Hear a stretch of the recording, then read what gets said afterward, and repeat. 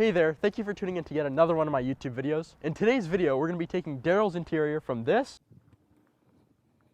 to this. Now I think we can all agree that the BMW M2 is a beautiful looking car, especially this one. You've got the great body lines, you've also got these amazing looking fender flares. And when you hop in the interior, it's pretty much the same story. This interior is beautiful, but myself and quite a few other people think that it is missing one thing, and that one thing is this fun and exciting interior lighting. So in today's video, we're going to be installing an interior lighting kit in Darryl's M2 CS. But before we do that, let's do a quick unboxing or unbagging, whatever you want to call it. The first thing you'll get in the package is 15 feet of LED stripping along with this connector plug. And you will also get a transformer and this 12-volt adapter along with another plug. In the winter, Darryl and I are going to be doing my car professionally, all around with interior lighting. But for this video, I'm going to be showing you how to install it like I did on my car. And if you want to hide it, I'll be explaining how you could do that. Alright, we're all done, but thanks to the magic of editing, I want to talk to you really quickly about how to do this with everything being hidden. As you can see, there are wires here, but you get used to it. Your passenger won't notice it, and as you're driving, you won't notice it either. But if you do want them hidden, the first thing you're going to have to do is take this dashboard trim out. How you do this is you pop a trim tool in here, and you pop it out, or you can just use your fingers here and just pull it out and start from the left side to the right. When you get to the right side, you have to be more gentle with that.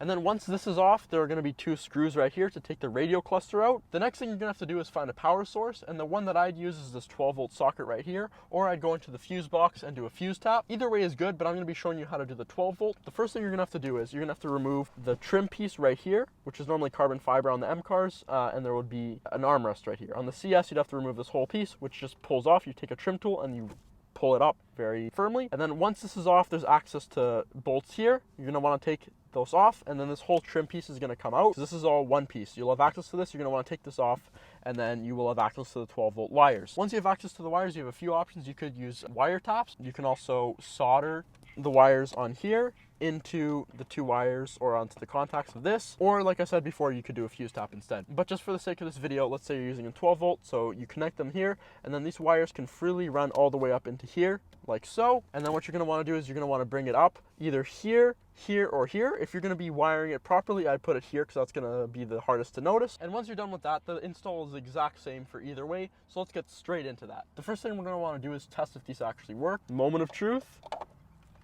They work. Okay, let's get into the install. So the way I did it in my car is that I started it right here because I think it looks best from the driver's seat and also the passenger seat. You could also do it there or there, up to you. But for the sake of this video, we're going to be doing it right there. Here's what we got to do. We're going to put our trim tool slightly higher than where we want to insert this. I want to insert this right about here. So I'm going to put the trim tool right about here. You just put it in like that, and then you can pry it out slightly. Don't be too aggressive though. Now, if you're worried about damaging anything with these, don't, because you won't. As long as it's a plastic trim tool and you're not being too aggressive, you will be fine. But if you have Alcantara trim, make sure to be extra careful with that because you might damage that if you're not careful. And this is going to slide in like so. You can pull that out, reinsert up here, and push more in. And there you go. That's the first bit of the install. It's very flush, looks great, adds a little accent as well, as you can see. Let's do the rest. Okay, this is the first of many corners, and the way I like to handle this is put the trim tool in like so. This will make sounds when you lift it. It is fine, nothing is breaking. And also when you're going in here, go like this rather than that. Alright, first tip of advice. When you're doing corners, try to pry around that area once you've gotten it, and feed it some more to give it some slack so it bends around the corner better.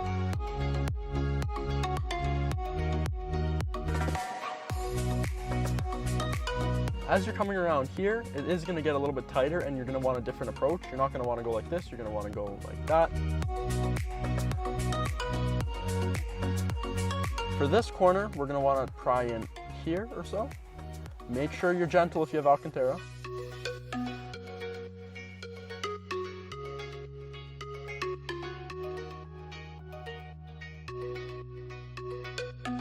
This next area is the easiest part by far. There's almost no pressure on there, so we can do that with our fingers only.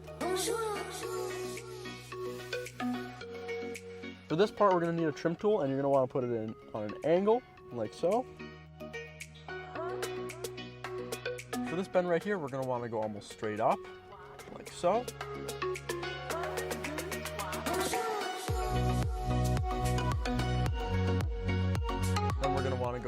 start with the trim tool as well.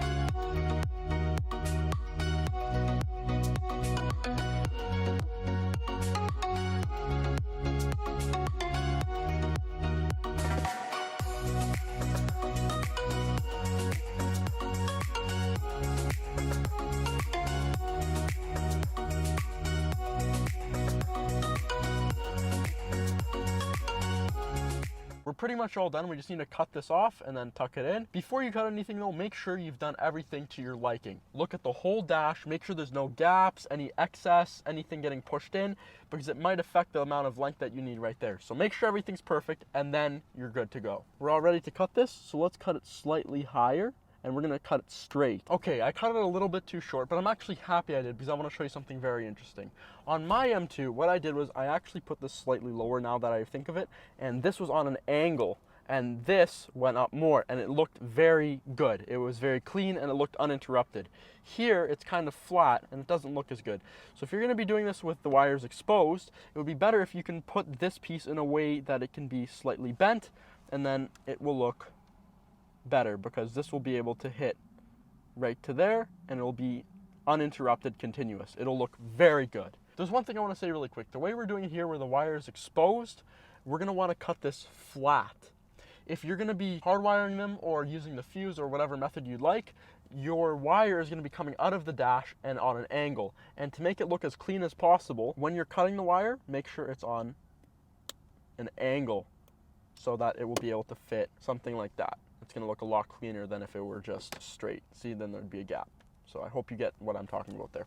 You know what? This is actually salvageable. What we're going to do is we're going to tape this down like this on a slight angle. And when you're choosing a tape, electrical tape is good, and so is gaffer's tape. Anything that is black and that sort of blends into this. Let's get some tape right on these wires right here. Make sure you use smaller pieces to make it less noticeable. And there's a little lip right here. So we're going to put the wires like so.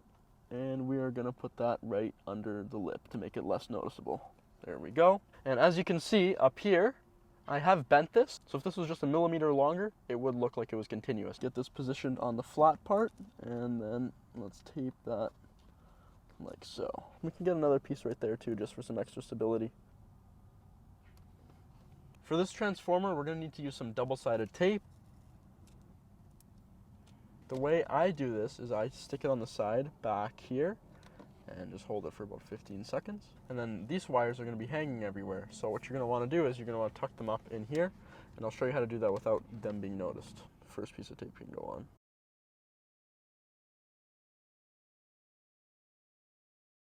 And one more for the road. If you look down here, you can see them. But from your driver's position or your passenger's position, you can't see the tape at all. And here's the moment of truth. Look at that. Right now it's too bright outside for you to really tell, but this looks amazing at night. We're all done, so let's wait a couple hours for it to get really dark and go for a drive. Look how good that looks. What do you think, Darryl? It's very interesting. I like the color, and it really looks really good. Really cool.